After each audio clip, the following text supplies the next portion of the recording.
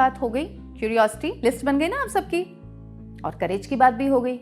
मतलब हमें हिम्मत रखनी है, हिम्मत के बगैर तो वैसे भी कुछ नहीं हो सकता, अच्छा हो बुरा हो जो भी हो, हिम्मत तो रखनी पड़ेगी, है ना। तो अब हम आते हैं अपने तीसरे लेसन पे, और ये ना मेरा फेवरेट लेसन है, सेल्फ काइंडनेस। इसको कंपैशन भी बोलते हैं। और अगर आप देखें तो आजकल कंपैशन के बारे में हर जगह बहुत बातचीत हो रही है, बहुत पॉलिटिकल लीडर्स भी इस बारे में आजकल बात कर रहे हैं कि कैसे हम एक दूसरे के साथ कंपैशनेट हो सकते हैं, काइंड हो सकते हैं। काइंडनेस बहुत ही इम्पोर्टेंट एस्पेक्ट होता है ह्यूमैनिटी का। कहते हैं ना, चैरिटी बिगिंस एट होम। तो सबसे पहले अपने आप के साथ शुरू कीजिए सेल्फ काइंडनेस की जर्नी है, एक दिन की बात नहीं है कि आज मैं अपने साथ काइंड हो गया या हो गई, कल कुछ भी कह दूं। हमारे अंदर जो इंटरनल वॉइस होती है ना, इसको इनर क्रिटिक भी बोलते हैं। क्रिटिक समझते हैं आप, जैसे मूवी के क्रिटिक होते हैं ना, वैसे हमारे अंदर भी एक इनर क्रिटिक होता है। इनर क्रिटिक होता है जो हमें क्रिटिसाइज करता है, जो हमें पीछे होल्ड करता है। हमारे बिलीव्स से ही निकल के आता है ये इनर क्रिटिक। जैसे हमारी अपब्रिंगिंग हुई है, जो हमने बातें सुनी हो अपने घर में, हमारे माता पिता से, हमारे टीचर्स से, हमारे बड़े भाई बहन से, कहीं से भी हम वो चीज़ें, जब हम बच्चे होते हैं ना, तो हम वो चीज़ें ना इंटरप्रेट कर लेते हैं और वो हमारी एक मेंटल वॉइस बन जाती है। अब इस वॉइस को आपको हेट नहीं करना, इस वॉइस को आपको हेट नहीं करना है, ऑब्जर्व करना है। क्यूरियोसिटी की हमने पहले भी बात की है, बस क्यूरियस रहना है, आवाज को सुनना है। ये आवाज आपको ऐसी बातें बोल सकती है कि तुमसे नहीं होगा, तुम फेल हो जाओगे तो तुम्हें हर्ट होगा। तो ध्यान से सुनिए वो क्या चाहती है आवाज। वो आवाज एक्चुअली आपको प्रोटेक्ट करना चाहती है, क्योंकि जब आप बच्चे थे तो आप अपने आप को प्रोटेक्ट नहीं कर पाते थे। मैं आपको एक एग्जाम्पल देती हूँ। बचपन में आपने देखा कि घर में झगड़ा हो रहा है, कॉन्फ्लिक्ट हो रहा है, और कॉन्फ्लिक्ट के बाद माता पिता ने आपको कुछ कह दिया उस बारे में, या आप स्कूल गए हैं और स्कूल से आपको कुछ मार्क्स मिले हैं और आपके अच्छे मार्क्स नहीं आए और घर वालों ने आपको क्रिटिसाइज कर दिया। अब ये देखने में बहुत ही सिंपल बात लगती है, हर घर में होती है ये बात। चाहे वो माँ बाप के बीच का कॉन्फ्लिक्ट हो, चाहे वो बच्चे को डायरेक्ट फीडबैक की तरीके से क्रिटिसिज्म अगर मिला हो, बच्चा ना उसे इंटरनलाइज कर लेता है। हम बहुत छोटे होते हैं जब हमारी ये वायरिंग बन जाती है, टीनेज से भी पहले की बात होती है ये। अब मैं आपको इतनी लंबी कहानी क्यों बता रही हूं? जिससे आपकी मदद हो, जिससे आप समझ सके कि आवाज एक्चुअली आती कहां से है। तो क्या इस आवाज की बात सुननी है कि नहीं सुननी है? दोनों बातें। आवाज आपको प्रोटेक्ट करने की कोशिश कर रही है, बिकॉज उस टाइम जब आपके सामने बहस होती थी या आपको क्रिटिसाइज किया जाता था, तो आपको बचाने के लिए आपने एक कोपिंग मैकेनिज्म, कोपिंग समझते हैं? कोपिंग मतलब उस चीज से कोप करना, उस चीज को संभालना। उस वक्त के लिए वो आवाज वो पर्पस सर्व करती है आपको प्रोटेक्ट करने के लिए। एक हिस्सा जो हमें प्रोटेक्ट करना चाहता है, बट एक हिस्सा जो प्रोटेक्ट करने के कारण हमें पीछे रखता है। इससे आप इंटरैक्ट कर सकते हैं। आप लिख के देखिए कि इनर क्रिटिक आपको कह क्या रहा है। मैं आपको एक एग्जाम्पल देती हूँ। इनर क्रिटिक सपोज आपको कह रहा है तुमसे नहीं हो पाएगा, तुम ऐसा करोगे तो तुम्हारे लिए गलत है, राइट? तो आप इनर क्रिटिक को ये जो स्टेटमेंट है वो रीफ्रेम करके प्रेजेंट कर सकते हैं, क्योंकि ये आपके अंदर के दिमाग की चीज है, तो आपको उसके साथ फ्रेंडशिप रख के, पार्टनरशिप रख के ही आगे बढ़ना है। ये चीजें मैं आपको न्यूरो साइंस के बारे में बता रही हूँ, लेकिन जब आप ये ट्राई करेंगे ना तो आप खुद रियलाइज करेंगे बहुत ज्यादा हेल्पफुल होती हैं ये चीजें। लिबरेटेड हो जाएंगे आप, कंप्लीटली फ्री महसूस करेंगे और इजी हो जाएगी आपकी लाइफ। थोड़ा सा कॉम्प्लिकेटेड साउंड कर रहा है, लेकिन ट्राई करके देखेंगे तो सिंपल लगेगा।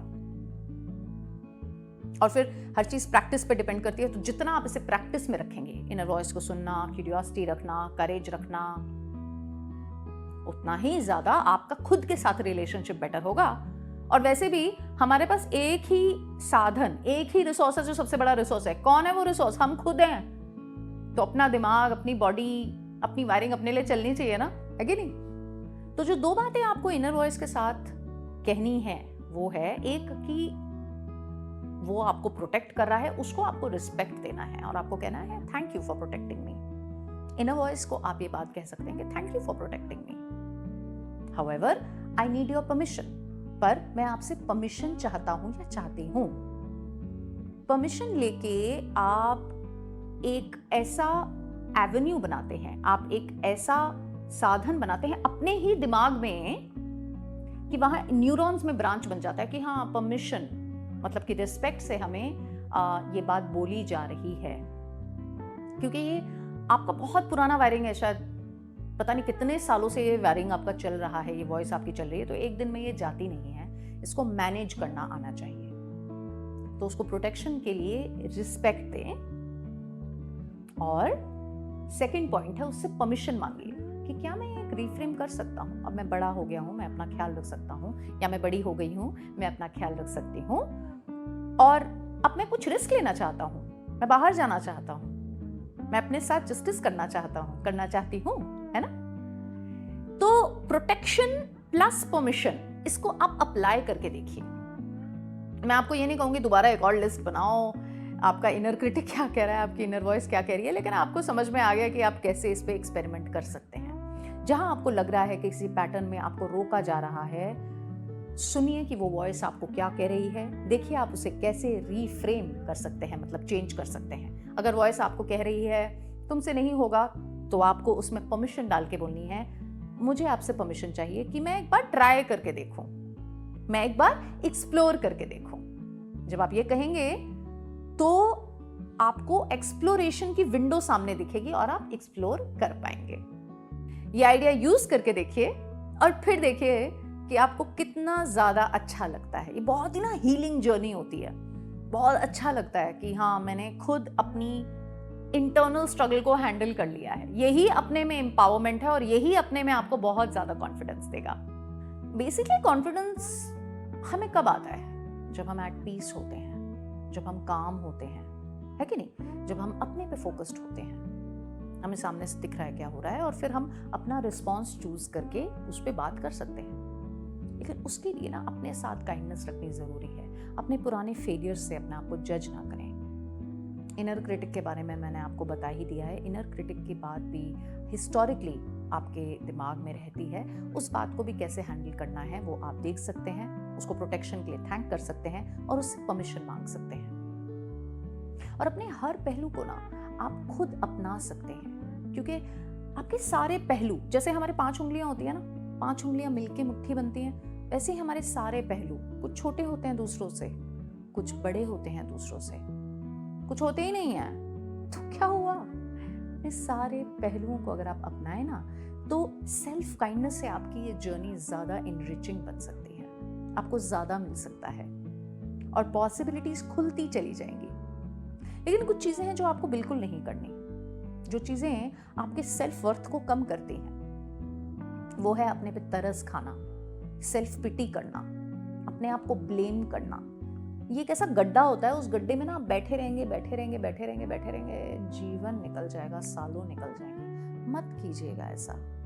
अगर आप अपने ऊपर तरस खाते हैं, अगर आप अपने किस्मत को दोष देते हैं, है ना, अगर आप बार बार अपने आप को गलत बोलते हैं, तो वो चीज़ आपको बहुत ज़्यादा डाउन करेगी। और आप कितनी भी किताबें पढ़ लें और आप कितना भी कुछ कर लें, वो आपको हेल्प नहीं करेगा। कुछ भी बाहर से आपको हेल्प नहीं कर सकता अगर आप खुद ही अपने आप को नीचे गिराते हैं। आप ही अपने सूत्रधार हैं, आप ही को सब कुछ इकट्ठा करना है, आप ही को हिम्मत करनी है, आप ही को बाहर जाना है, आप ही को अपना कॉन्फिडेंस दिखाना है, क्योंकि ये जिंदगी आपकी है और ये ब्रेन आपका है।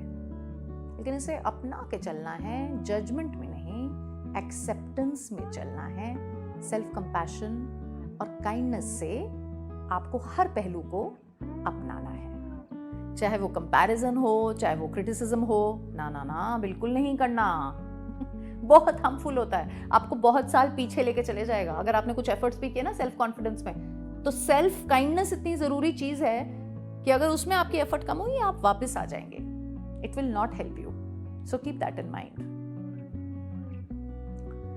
एक और चीज जिसका आपको ख्याल रखना है वो है बहुत ज्यादा इंडल्ज करना, बिंज करना, बिंजिंग समझते हैं आप क्या होता है? अब मैं कितने नए नए शब्द आपको बता रही हूँ ना, आपको भी लगता होगा कि क्या नए नए शब्द बता रही है, डिक्शनरी खोल के देखना पड़ेगा, लेकिन मैं आपको साथ साथ मीनिंग भी तो दे रही हूँ। बिंजिंग का मतलब है, जैसे कहते हैं ना, खूब सारा जंक फूड खा लेना, या खूब सारा हम टीवी देख रहे हैं, या अपने लैपटॉप पे खूब सारा कंटेंट हम देख रहे हैं, है ना, या खूब सारे वीडियो गेम खेल रहे हैं। मुझे पता है आप में से बहुत लोग ये सब करते हैं। पता है आप ये सब कब करते हैं? जब आप अपने आप को डिस्ट्रैक्ट करना चाहते हैं, जब आप अपने आप को ना नंब करना चाहते हैं, मतलब सुन्न करना चाहते हैं, क्योंकि आप चाहते हैं वो पल, वो दिन, वो बात निकल जाए, बस उसको आप एड्रेस नहीं कर रहे हैं। सेल्फ इंडल्जेंस से भी आपका सेल्फ कॉन्फिडेंस कम होता है। क्यों? क्योंकि जिस मोमेंट में आपको अपने आप को फ्यूचर के लिए प्रिपेयर करना है, उस मोमेंट में वो नीड आती है आपके मन में कि चलो मैं ये कर लेता हूँ, चलो मैं ये कर लेती हूँ, लेकिन पहले मैं गेम खेल लेता हूँ, मेरे को टेंशन हो रही है, मेरे को स्ट्रेस हो रहा है, मैं ना जंक फूड खा लेता हूँ या खा लेती हूँ। मतलब अपने आप को ही धोखा देना, वो होता है ये बिंजिंग और ये बहुत ज़्यादा टीवी देखना, या वो चीज़ करनी जो एक्चुअली आप नहीं करना चाहते, क्योंकि आप अपने आप को डिस्ट्रैक्ट कर रहे हैं और क्योंकि आपको उसमें ना थोड़ा सा कंफर्ट महसूस होता है, तो आप वो करते हैं। तो ये आपको ध्यान रखना है कि कहाँ आप अपने साथ काइंड बन रहे हैं, अपने आप को वायलेट नहीं करना, मतलब अपने आप को हार्म नहीं करना है। तो क्या कंटेंट सुन रहे हैं, क्या मीडिया देखते हैं आप, क्या खाना खाते हैं आप, अपना कैसे ख्याल रखते हैं आप, इन चीज़ों का आपको ध्यान रखना है। और मेंटल लेवल पे स्पेशली आपको सेल्फ काइंडनेस जो है वो अपने साथ बना के रखनी है।